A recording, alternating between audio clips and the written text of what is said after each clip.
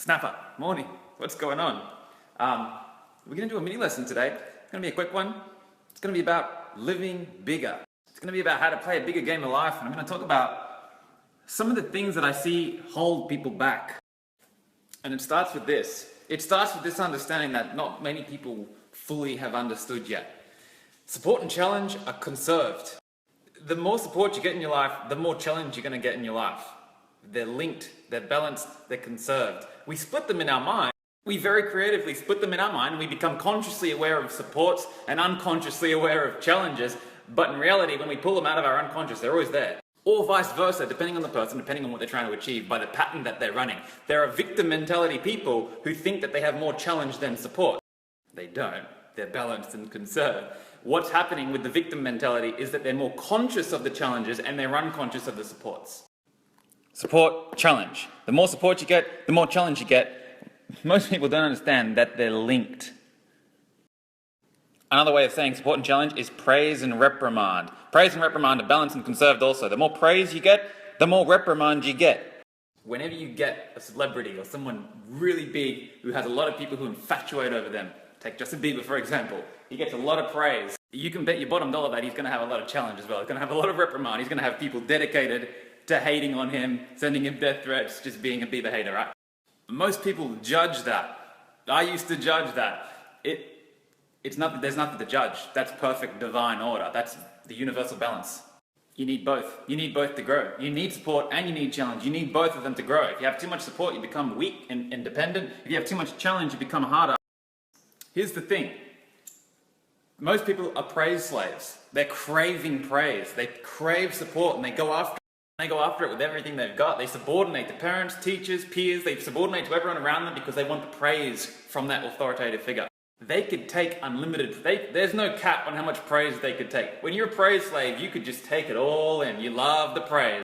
But if you're a praise slave, you have a limit on how much reprimand and challenge you can take. There's a limit. You can only take so much. So get this. This is the snap of the lesson. The level at which you play the game of life will be determined by the amount of challenge you can stomach. There are people watching this Snapchat who can't even take challenge from one person or two people, their parents. That's their limit. And if that's your limit, that's fine. But just understand that that's the limit of your life. You can never live a big life and play at a high level if that's your limit. If you physically can't stomach the thought of being reprimanded by 10 people or 50 people or 100 people, then you're never going to influence 100 people. Your circle of influence expands to the degree that you can stomach challenge and reprimand. You can't influence anyone outside of that circle. So if your circle of influence is your family and maybe a younger sibling and you can't stomach the reprimand by your parents, you're going to play a small game. If you can deal with 10 people talking shit and reprimanding you and challenging you and maybe being a hater, then maybe you could be a boss in your work. If you can deal with 5,000 people reprimanding you, maybe you have a shot at being a successful entrepreneur. Because whatever entrepreneurial endeavor you start, you'll be hated. If you can deal with 200 million people reprimanding you, maybe you got a shot at running for president. These guys are crazy. The level of fucks that Donald Trump doesn't give about how many people are hating him and sending him death threats and assassination threats. It doesn't matter what your political views are, you got to honor that, you got to admire that, because that is the reason that they're in that position is because they can deal with the reprimand. And remember, whenever you see the bloody people saying, don't vote for Trump, he's a racist, he's a this, he's a that, he's just got just as many supporters as well. There are a lot of people infatuated with him. Personal political views, I don't vote. I don't care. It doesn't make any difference to me. If the person in power is making a big impact on your life, then I would say take a really close, careful look at how you set your life up. Maybe some time for some restructuring or some re-educating. When you go and talk about politics to the masses, they're polarized. They're one or the other. They're emotionally fueled. Some of them are pretty irrational. But you go and track yourself down a master of life, and they don't care. It's neutral. Trump's going to have benefits and drawbacks. Clinton's going to have benefits and drawbacks. The masses are always looking for something to blame. The leader in power has got this shitty policy, therefore I can't do X, Y, Z with my life. It's bullshit. It's a blame game. When you're speaking to someone who knows what the fuck they're talking about, they're not interested in blame game.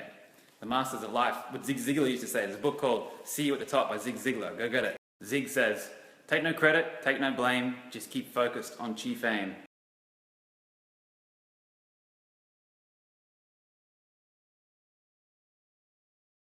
Good. How is it? Look at this dinner that Robin has cooked us. Thanks, man.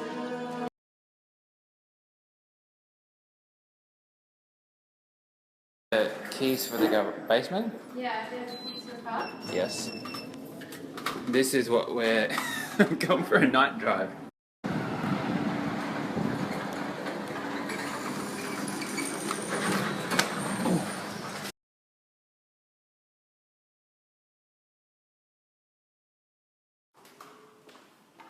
That's Netflix?